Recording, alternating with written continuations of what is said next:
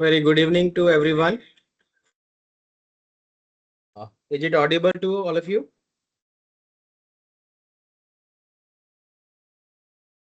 One of you can confirm whether my voice is audible to everyone or not. Audible voice, audible, sir. Thank you. Your voice is audible. Okay. Thank you. So in few minutes, our speaker will be joining this session. After that, we will be starting.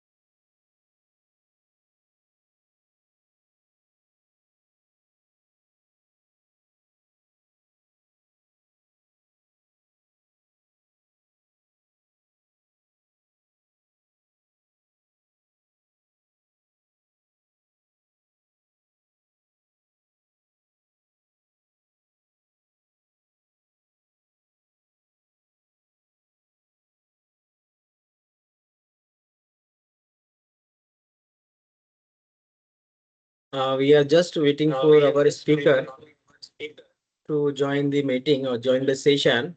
Afterward, we will be starting the session. So kindly have patience for a few more minutes.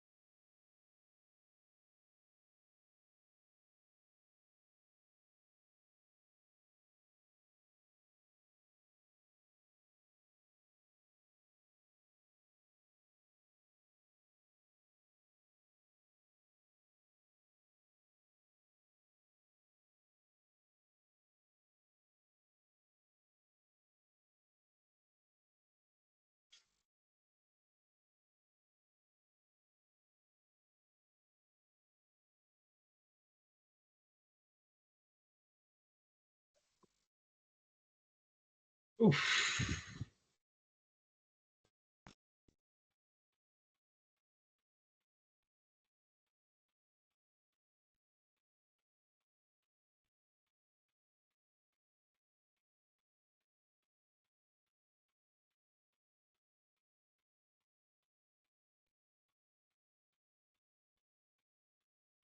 So I think our esteemed speaker, Professor Ashish Singh sir, has joined the meeting. So we should start. So, Sir, namaskar. Namaskar, sir. So, good evening to everyone. I, Dr. Vishal Kumar Gaur, faculty in Department of Electrical Engineering, MNIT Allahabad. On behalf of organizing team of this particular faculty development program, GRACE PS 2025, once again welcome you all to this today's session. And we are privileged to have with us Professor Ashish Kumar Singh, Professor in Department of Electrical Engineering, MNIT Allahabad, as a speaker of this session. So on behalf of organizing team as well as all the participants, I warmly welcome you, sir, Professor Ashish Singh, sir. Thank you, sir. So Am I allow me audible? to, yes, sir, you are audible, sir, perfectly audible. So allow me to briefly introduce our esteemed speaker to all the participants. Professor Ashish Kumar Singh, he is a professor in the Department of Electrical Engineering at Motilal Nehru National Institute of Technology, MNIT Allahabad. He completed his BTech in Electrical Engineering from HBTI Kanpur in 1991, MTech in Control Systems from REC Kurukshetra in 1994, and earned his doctorate from IIT Roorkee in year 2007. Since 1995, he has been a faculty member at MNIT Allahabad. His research interests include power quality, re-mobility, smart metering, AI applications in power systems, energy management, and smart grid. He has published more than 140 research publications in peer-reviewed international journals and conferences, and co-authored many books and book chapters. He has also organized several short-term faculty development programs focusing on power system issues. He has delivered over 60 lectures at various national and international forums. He has supervised 15 doctoral and 63 master's theses. Also, he has procured research funding of over Indian rupees 2 crore since 2015 from various international and national funding agency. Currently, he is a senior member of IEEE, life member of Indian Society for Technical Education, a life member of System Society of India, and a fellow of Institute of Engineers, India. Professor Singh is also a recipient of the Outstanding Engineers Award 2020 of IEEE PES UP section chapter for his outstanding contributions to the power engineering profession. So we are indeed fortunate to have you with us today, sir, to share your insights and expertise.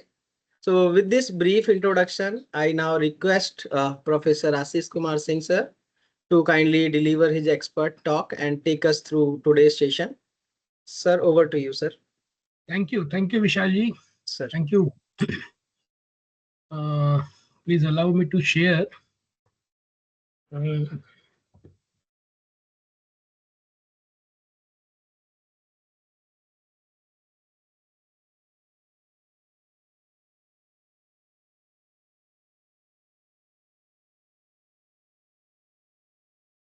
Is it visible? Yes, sir. Yes, sir. Visible, sir. Thank you. Sir. Thank you very much.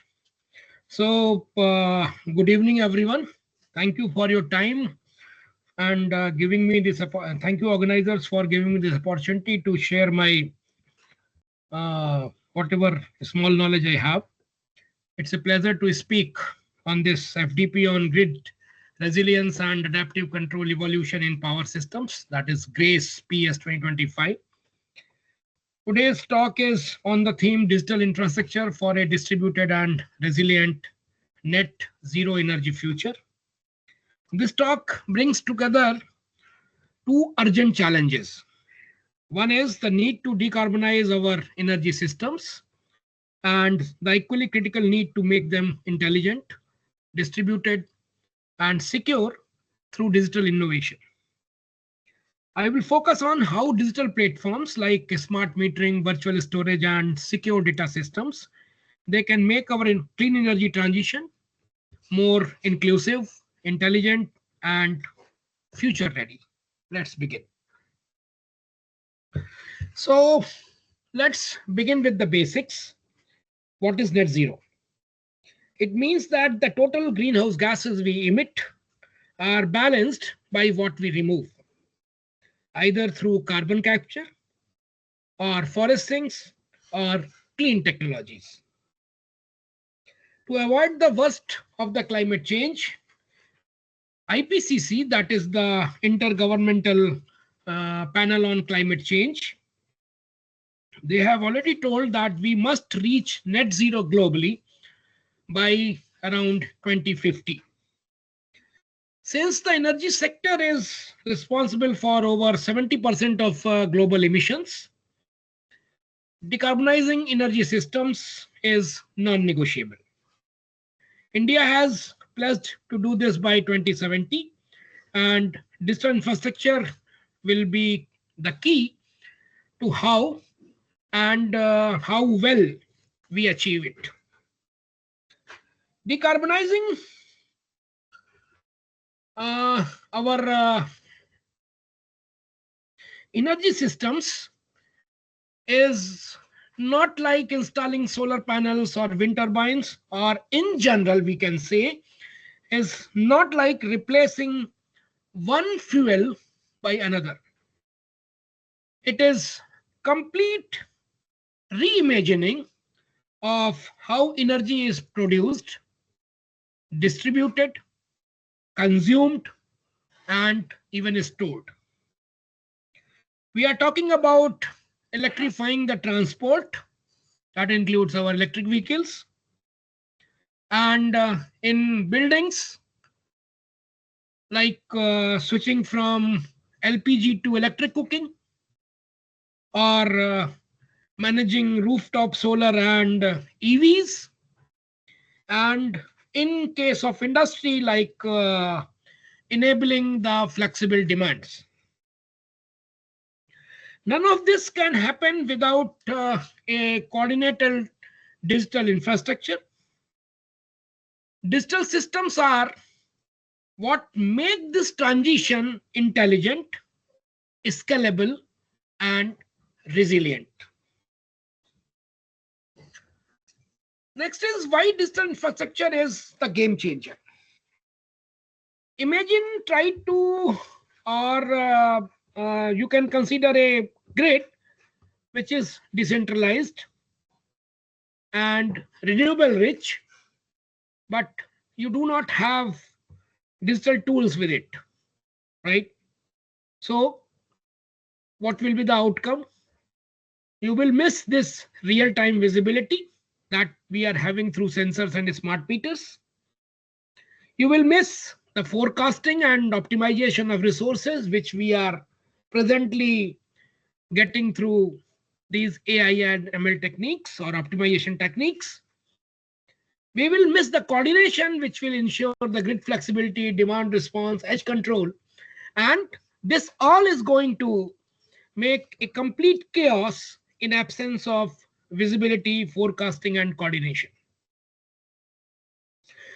Basically, digitalization gives us eyes, ear, and brain for the modern energy system. It specifically tells us when the wind is slowing, or even when the EVs are charging, and when the batteries should discharge to take care of the increasing load in the grid. It also protects from the cyber attacks and technical failures. It works on the principle of zero trust architecture, that is, never trust, always verify at every level, every time. So in summary, we can say that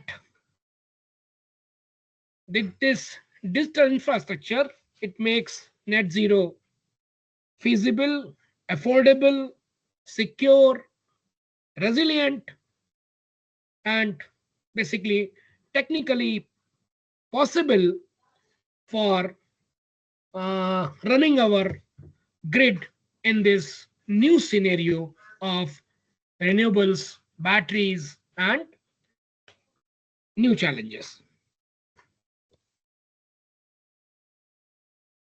So we all know that our grid itself is changing. The traditional grid was centralized, that was having big power plants feeding passive consumers. Net zero systems, basically, they are radically different. They are distributed through renewables and non-renewables also. They are dynamic and bidirectional.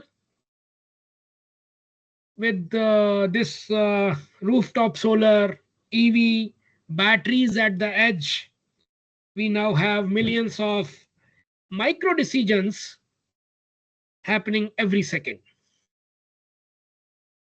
In such scenario, a digital system only can handle this complexity to optimize the power flows, balance the changing scenario, every second, every moment changing scenario of the load, and ensuring the stability of the energy system or power system in real time.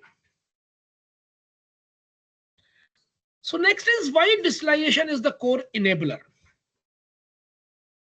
Digitalization is basically not just about putting sensors on the things in the power system. It is about building a cognitive layer over the grid, one that sees, thinks, and acts to control. Smart meters, they feed data.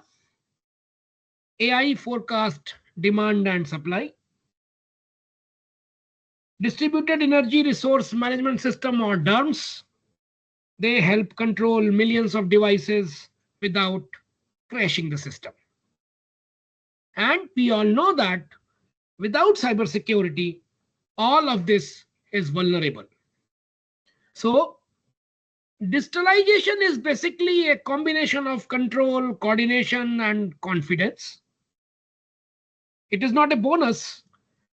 Basically, it is the core operating system of the new energy world.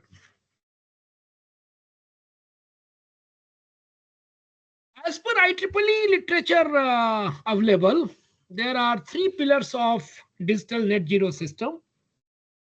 The one is distributed, that includes edge computing, peer coordination, local autonomy, and it clearly serves the purpose that decisions can happen at the edge, not just the center, and they can be controlled, and it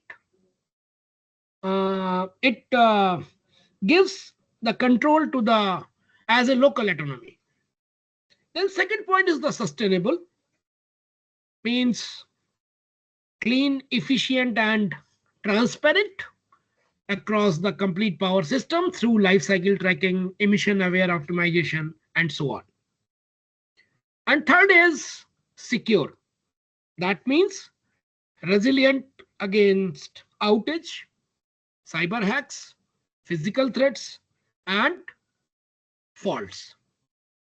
So that is basically a real-time anomaly detection and self-healing of the grid. A net zero grid without these three pillars is unstable. A grid with these three pillars is resilient, democratic, and future-proof.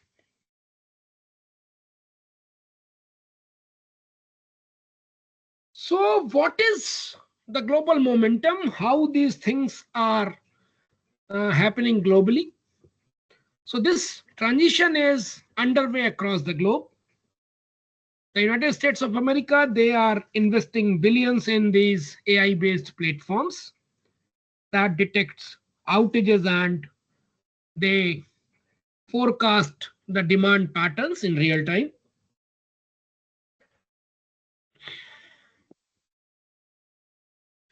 In European Union, they are empowering consumers through digital energy rights by Clean Energy for All.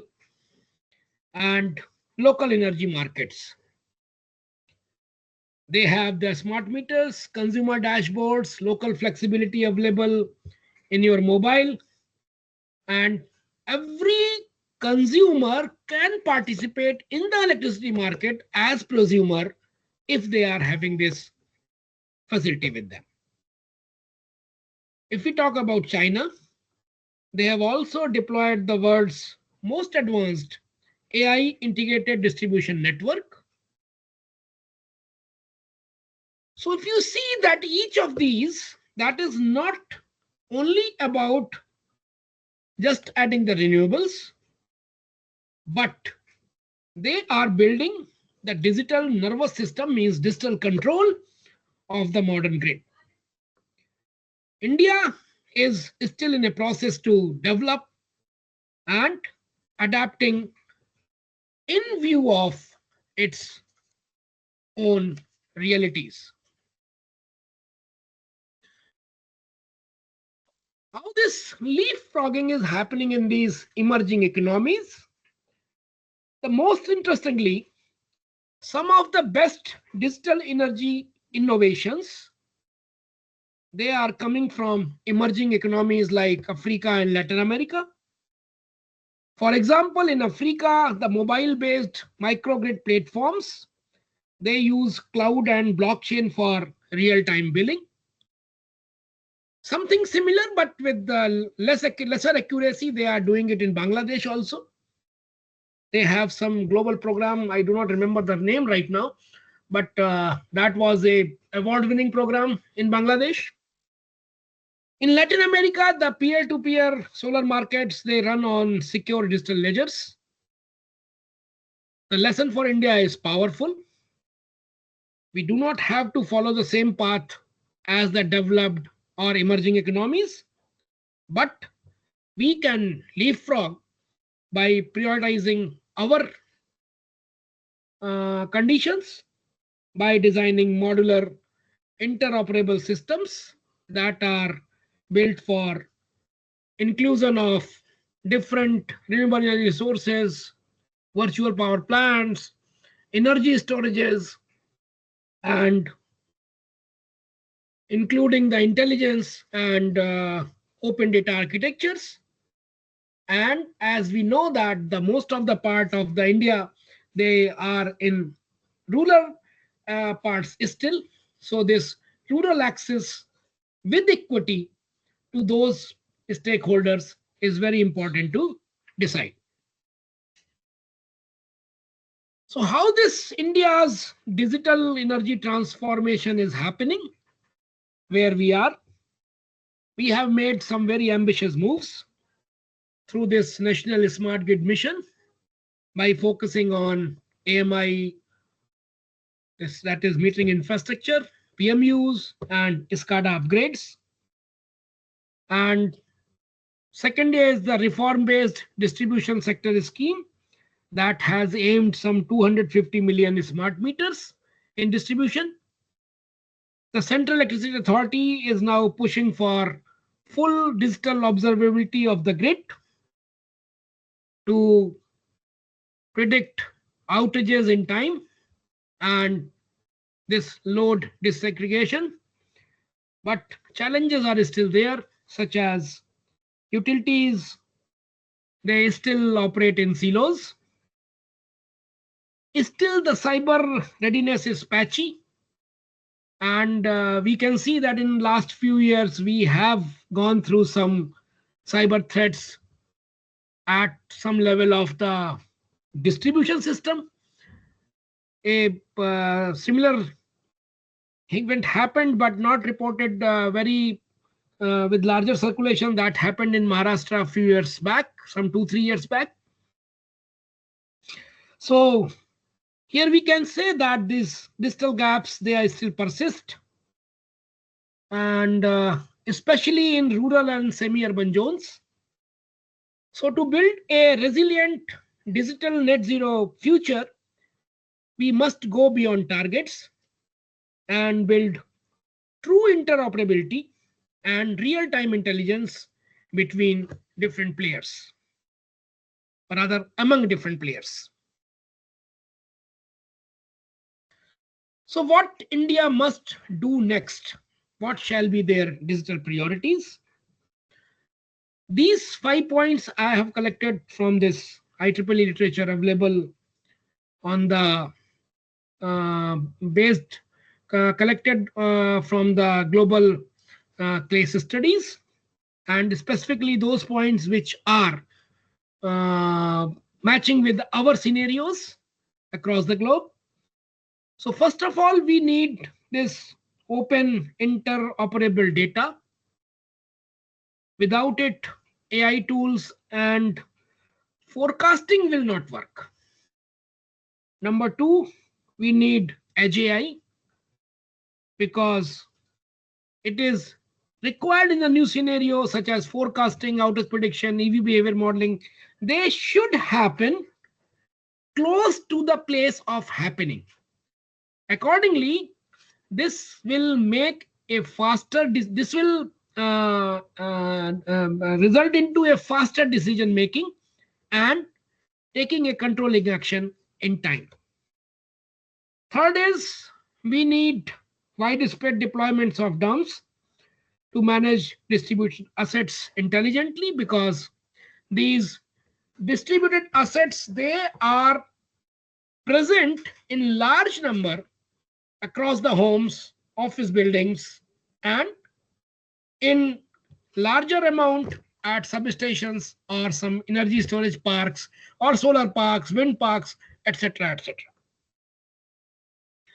Fourth is cybersecurity framework, because as we digitize, we must harden our cybersecurity, especially for grid control with zero trust models.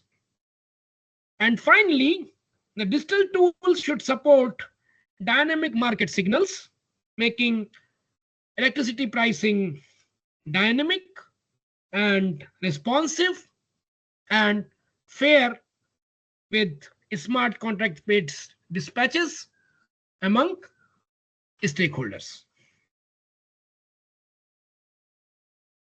So here comes the digital resilience.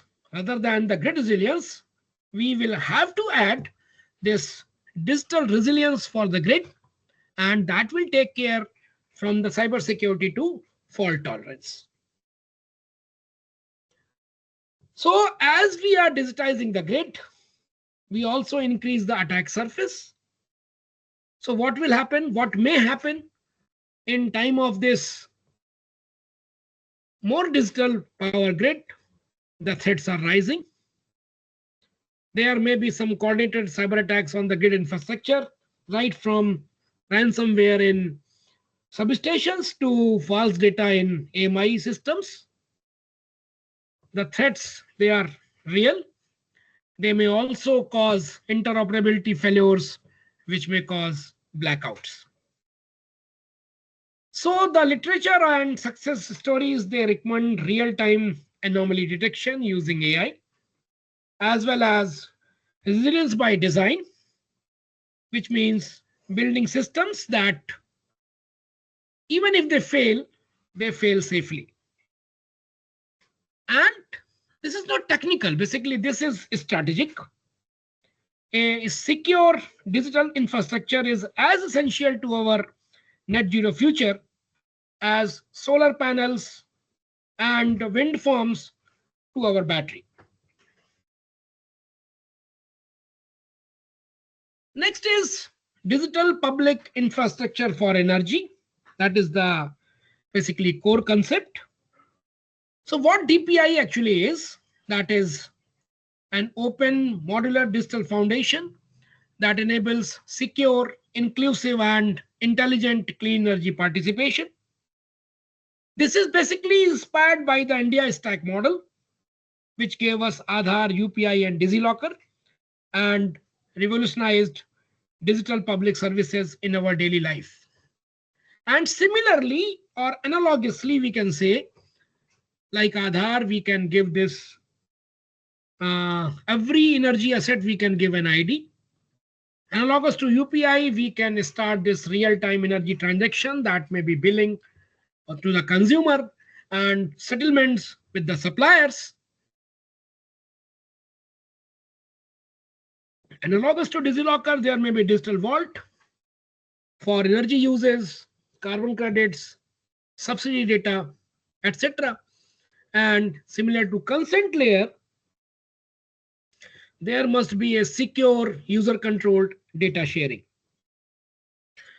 So this is only possible through the DPI, as it may create a secure, open access, consent-driven platform enabling everyone, that is consumer, startup, utilities, to plug and participate, right?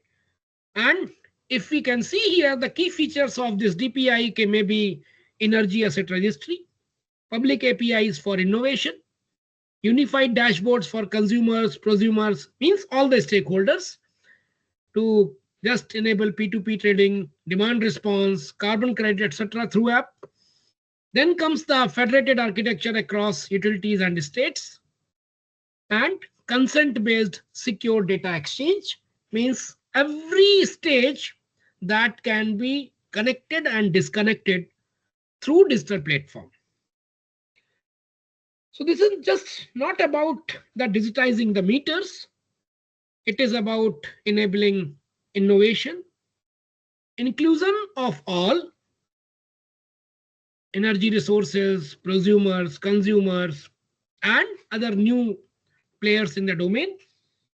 And along with that, the flexibility to provide this carbon accountability at larger scale.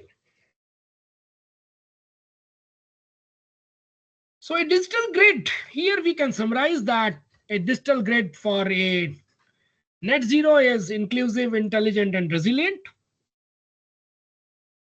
So we can conclude it as the digital infrastructure is no longer optional.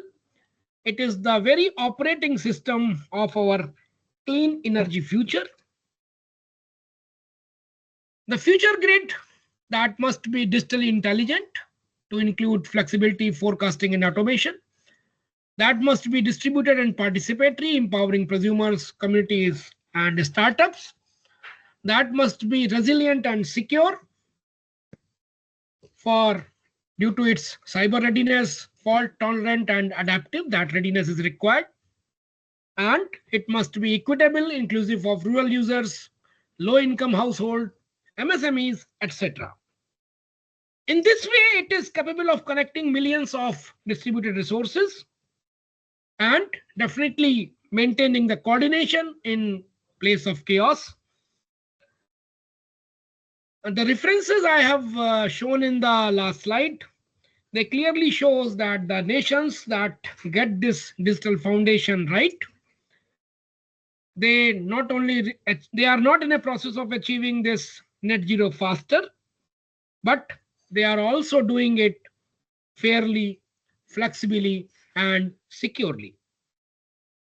Definitely India can be a leader here if we choose to act boldly, we choose to invest wisely, and we choose to build inclusively. So definitely this is the future which we need for achieving our net zero status in case of our energy consumptions by 2070 or before. So how this DPI will come into motion, right? So this shift from DPI as concept to DPI in action is required. You can just think of smart meters driving real-time load decisions, or EVs charging on the based of dynamic prices depending upon the load curve. With DPI, peer-to-peer rooftop solar trading within a community, that becomes seamless. And startups, they can create tools for energy budgeting. We can develop rural prepaid apps, or we can establish microcarbon markets. So this slide basically summarizes the DPI block by showing its application potential. not just as infrastructure, but as a digital energy ecosystem.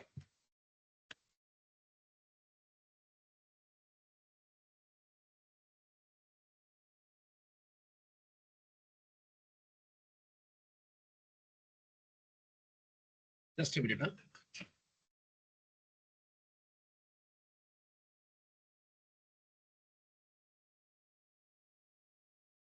So next is India's digital grid. What is the road ahead for us?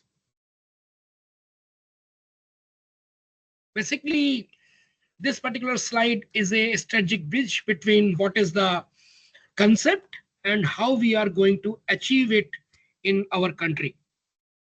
So to translate DPI into action, we must start with some DPI pilots through this MIGHTY and DISCOM innovation funds.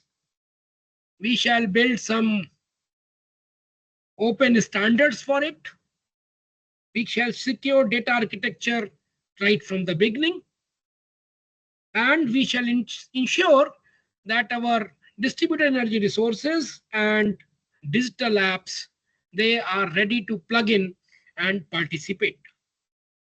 And these steps basically, they will definitely give us an outcome for India's clean energy future to make that connected, secure, and participatory.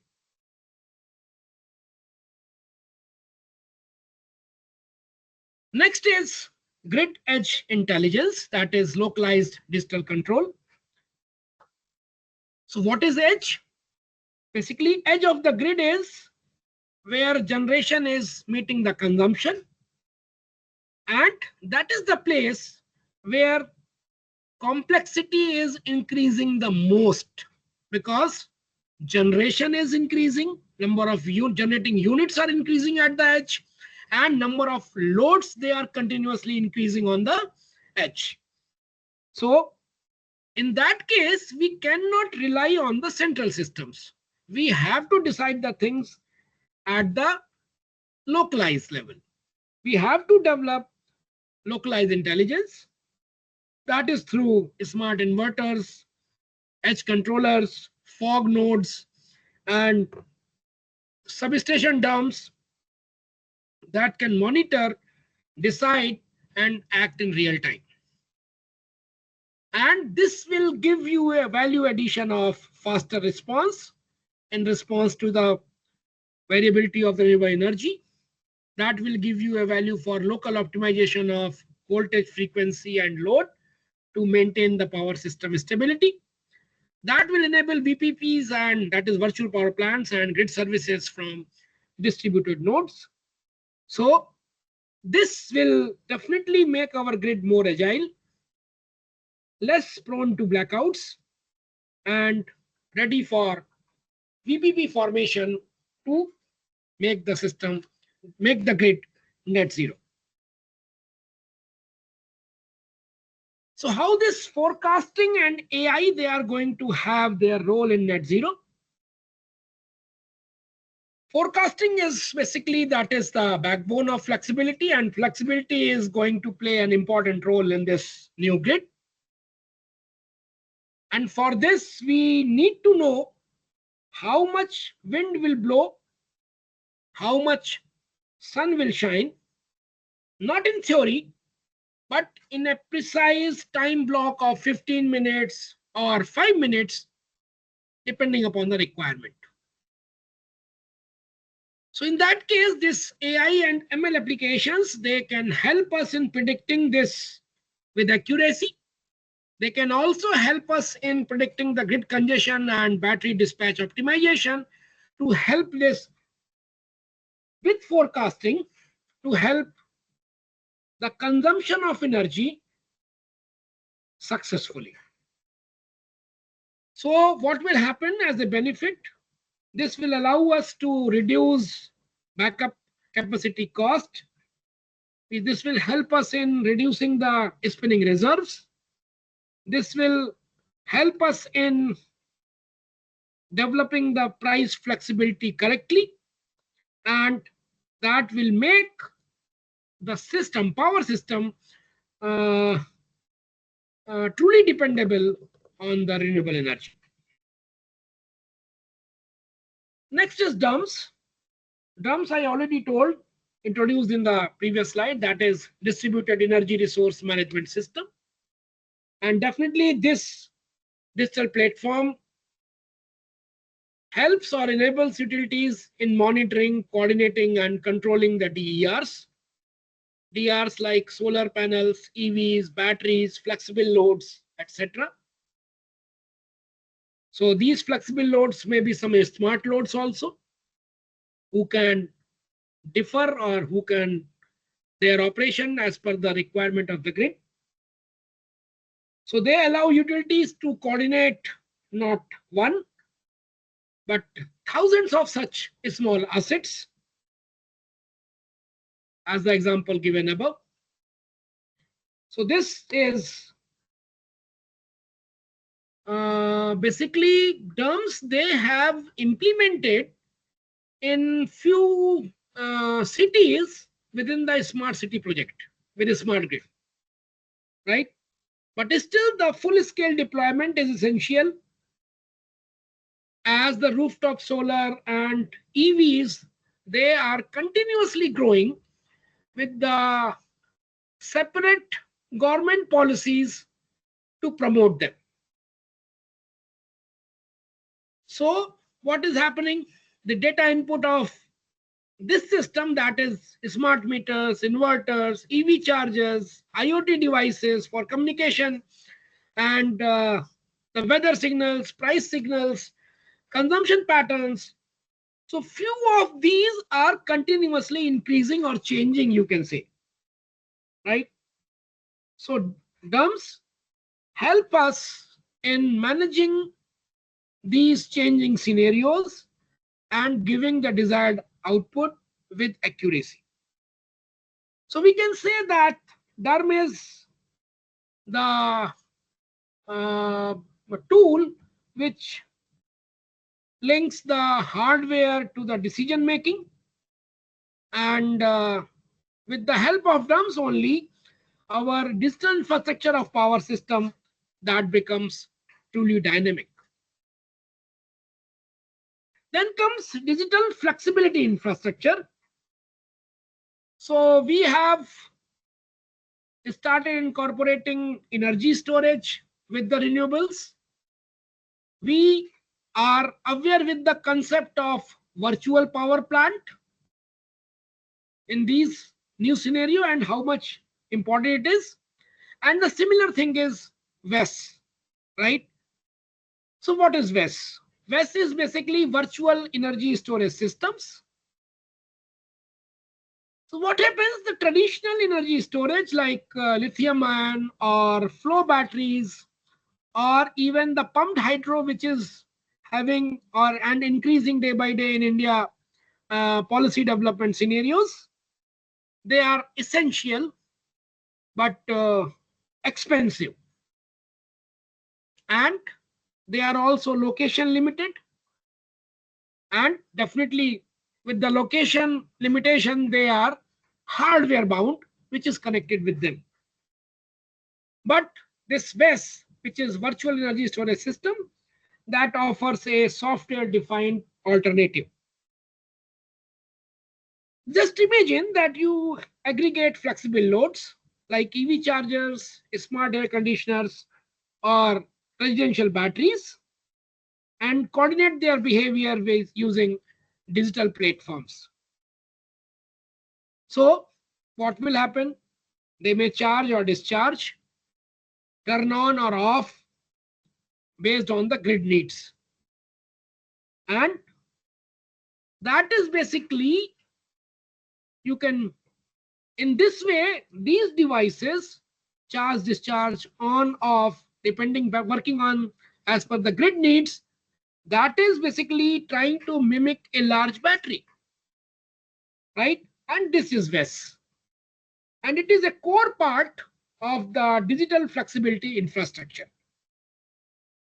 It's a low cost, fast to deploy, and scales with smart appliances and EV adoption within the grid.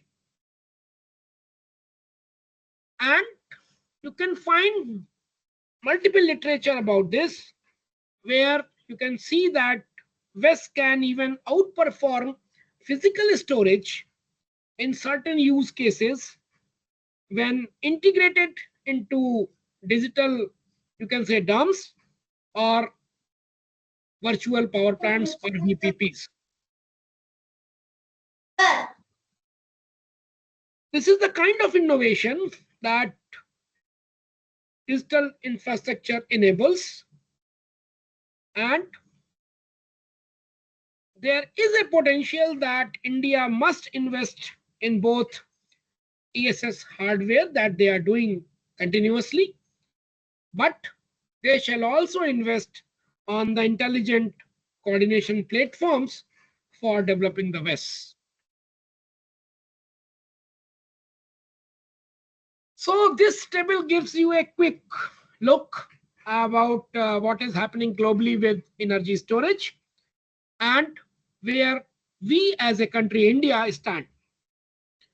So in US, they use tax credits and federal support under the IRA, that is Inflation Reduction Act, that was enacted in August 2022, that pushing utilities towards digital BESS, that is battery energy storage system, and real-time optimization. They are specifically focusing on lithium-ion. The US and EUs, they both are investing heavily in both lithium-ion and long-duration storage technologies. Europe in particular is using virtual power plants and WES to drive flexibility at the community level. China has already added this battery storage a lot and scaled up this storage to the largest installed capacity globally. And it is integrating it directly with the solar and wind parks. India is still in early stages. We have a global plan for this 2030 of having this 500 gigawatt generation. And it is also focusing on some pumped hydro storage in the pipeline. And we are also having the pilots for different types of batteries, especially lithium ion and flow battery. But what remains untapped? That is digital flexibility, because our huge EV stock, flexible agricultural loads, which are increasing day by day, and a lot of promotion by government to purchase smart appliances. This potential is our power to target the digital flexibility. If we pair this with the digital coordination, like I discussed earlier, the DPI platforms and WES integration, VESS, we can leapfrog to a cost-efficient, intelligent, and resilient net zero model.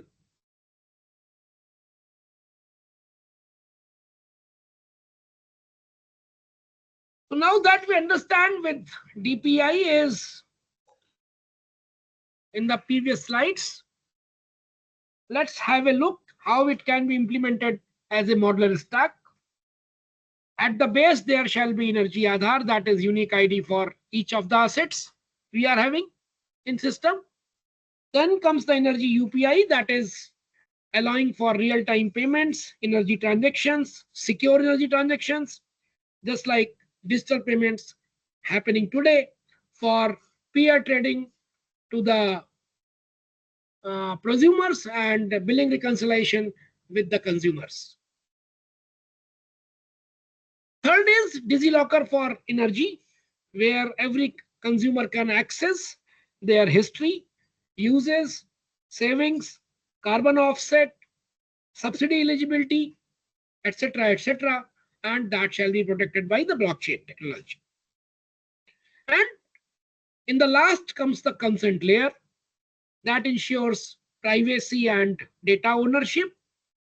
That is, no platform can say it as a proprietary, which is the consumer's data. They can treat that as a proprietary, and no hidden flows of the data to hurt the privacy of the consumer. So that privacy shall be protected through data exchanges.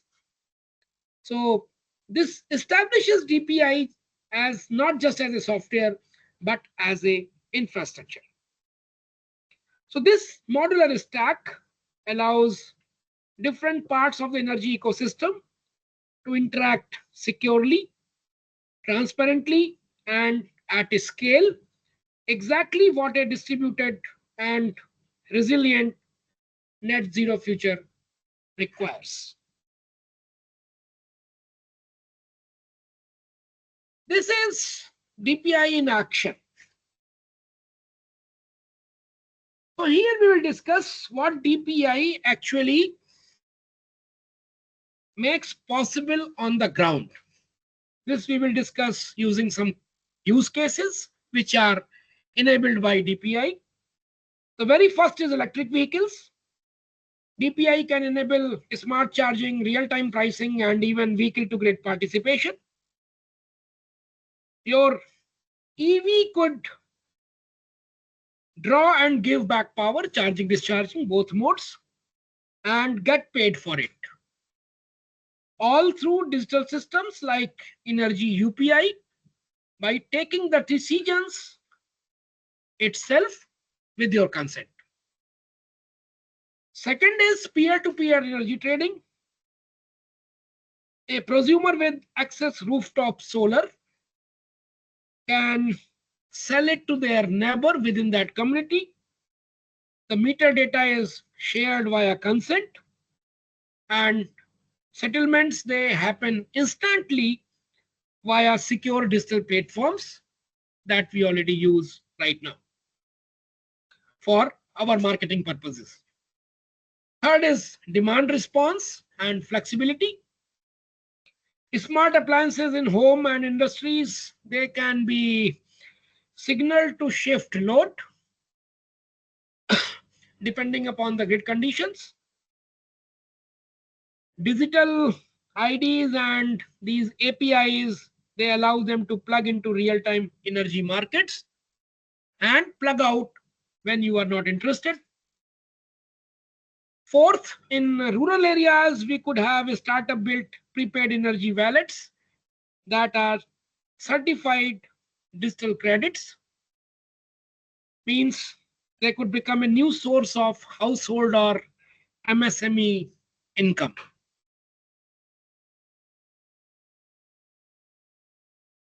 So in this way, we can see that these DPI, when they work, they are not just infrastructure.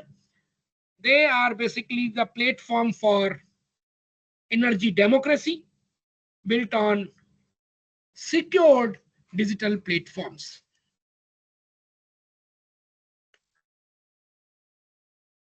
So what is about the affordability and access?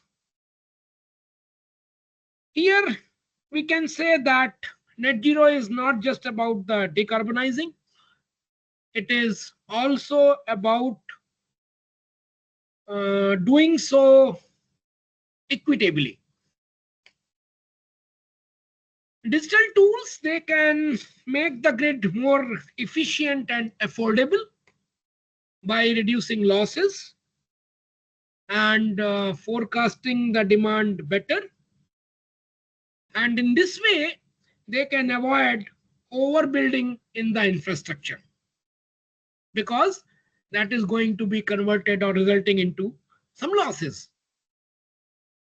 So at the same time, they also allow us to target subsidies. They can also help us in enabling smarter consumption based on the data and track the impact of this smart approach. But we must ensure the inclusion.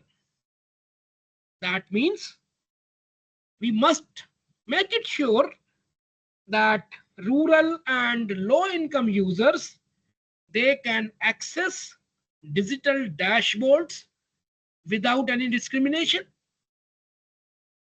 We will have to roll out multilingual apps other than English also, or not a common language. We will have to take care of the local languages where the users actually are existing. And supporting this energy literacy and digital participation. Yes, they must participate. They must know how to utilize energy and how it can be a thing of advantage or bring some income for them, right? So by priority actions listed over here, we can say that energy transition is one, that is digital by design, and this equitable and inclusive for all by intention, honestly. Here are the market enablers, and definitely they are the demand response, retail innovation, and carbon monetization. So if digital infrastructure about which we are talking, that is the foundation, then markets, they are the engines that makes net zero financially viable. So first is demand response. By sending this price signals to users, whether households or factories, we can shift demand to when clean energy is abundant. This requires AMI, smart apps, and DAMS platforms. Second is retail innovation. Digital tools enable energy as a service business model, peer-to-peer trading, and startup platforms. Platform bundles, rooftop solar, batteries, and control systems. And definitely, this retail innovation is going to create some new values and new jobs and new sources of incomes. Finally is carbon monetization. With data from this smart meters and DigiLocker secure data, we can track emissions which are avoided using the REs, renewable energy. We can verify them digitally based on the user's pattern, and we can issue microcarbon credits to these users. This may bring revenue for the households or MSMEs or local cooperative communities, and an incentive to participate in this clean energy economy. But definitely, these all actions, they need rules, registries, security, but open access. And that is where this DPI and smart market design, they can meet and develop. Next is India's digital energy transition.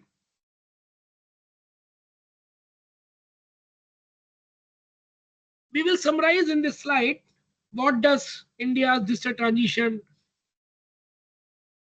for net zero, that is the priority that we are targeting by 2070. So key priorities for India's digital energy future are listed as interoperable data ecosystem. That is the first one. That is, data can move freely across DISCOMs, they are distribution companies, state utilities, and platforms which are using standard APIs and secure registries. Second is, we need intelligence at the edge. We need automation so that energy decisions are made not just in load dispatch centers, but at homes, at the rooftops, at the EV charging stations, or with the EVs and local substations. Third is the DPI deployment. We need to deploy DPI as an open, secure, modular digital infrastructure, we can say, for every energy user. To make it cyber secure and resilient, we must harden the system. And this AI-driven detection, fail-safe design, and data integrity must be taken care. And last is, we must ensure inclusion. Every startup, every energy user, rural or urban, cooperative, MSME, they must be able to plug into this digital energy ecosystem, participate equally. Equally means equity with integrity, right? And they can decide to leave as per the rules of the digital grid, means their removal, the decision of removal that shall not affect the stability of the grid, or even if they decide without integrity, there shall be some actions to maintain the stability of grid. So we know that by integrating this CEA's digital roadmap and different government agencies policy ecosystem, we have this opportunity to lead in building a digital, distributed, and resilient net zero future. So what are the key takeaways? The clean energy transition, basically, that is no longer just about generation. It is about digitalization, democratization, coordination, and reliable control. It is not basically a support system, but digital infrastructure is the backbone of tomorrow's energy system, total architecture basically. And DPI, this offers us a bold new framework to empower every energy user, integrate every distributed resource, and build a true data-driven climate action.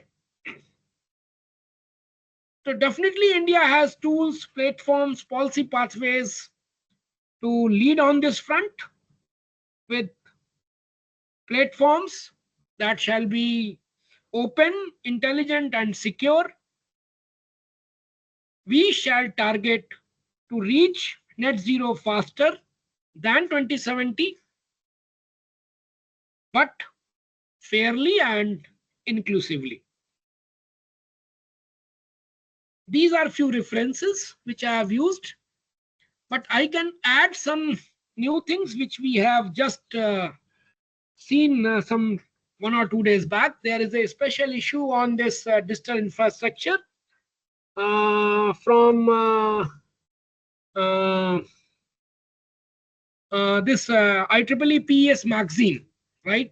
The October or September issue, they are having this complete dedicated digital infrastructure things or articles on that. So that may be referred for new knowledge. So thank you for your time and thoughtful attention. We are standing at a crucial intersection of technology, climate, and equity. With the right digital foundation, India can lead, not just in solar or storage, but in the systems that can help us in achieving this net zero before the decided target. So now you can ask questions if you have, or you can share your ideas, or even you can give your differences with my views, which I have just presented here. And definitely, this will be a beginning of collaboration among us in this journey towards a digital, distributed, and net zero energy future of our country. Thank you. Thank you so much, Professor Ashish sir, for such an insightful lecture session. Now I would like to request the participant to kindly unmute if they want to interact or ask any query they have.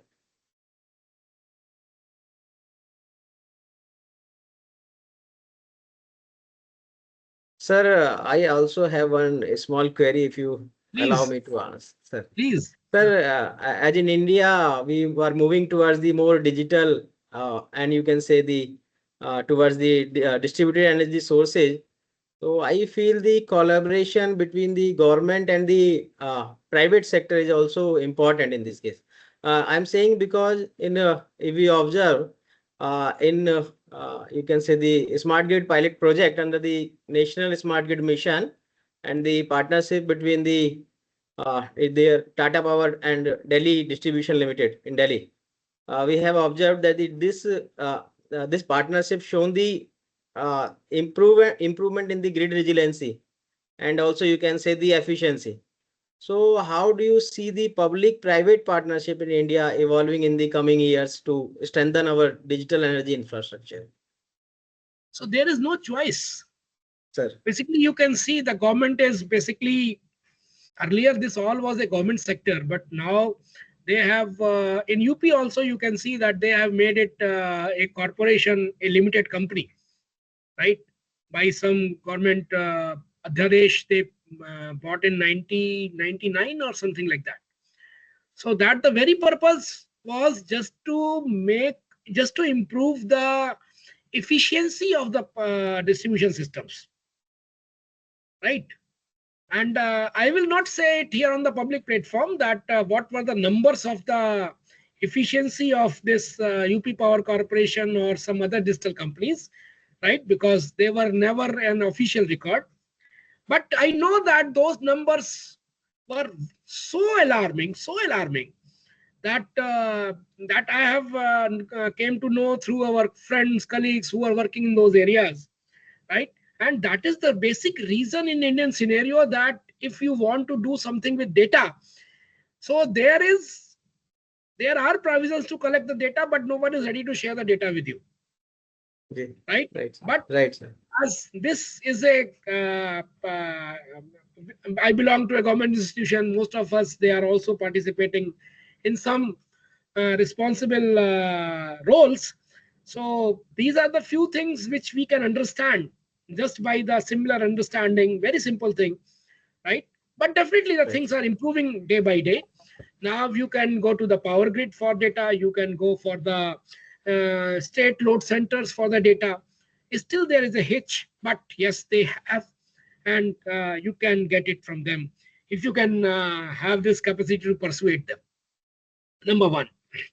As you pointed out about this partnership, yes, this partnership is increasing day by day. Most of the major cities where this distribution companies, they are basically either they are right from being the government department, they are being converted into corporations, or they are being handed over for the distribution purposes to the private companies, right? So, but right now the numbers are really wonderful. They are excellent because government is working a lot on reducing the losses, and efficiency of the system is really high. So, did I answer your question? Yes, sir. Perfectly, sir. Thank you, sir, for clearing my query. Thank you, sir. So, if any other participant, they want to interact with our speaker, they can unmute and they can interact. Okay. If you So feel I that think you may have some query at later stage, you can connect through the organizer, Dr. Vishal. We are very close in the department, just a few rooms away. Or you can directly reach to me by using my email ashish@mnnit.ac.in. Remember, double E in Ashish and double N in MNNIT. Right? yes, sir. Thank you. Thank you, sir. So on behalf of organizing committee and all the participants, I extend our sincere gratitude for your valuable time. and contribution to this program. Thank you, sir.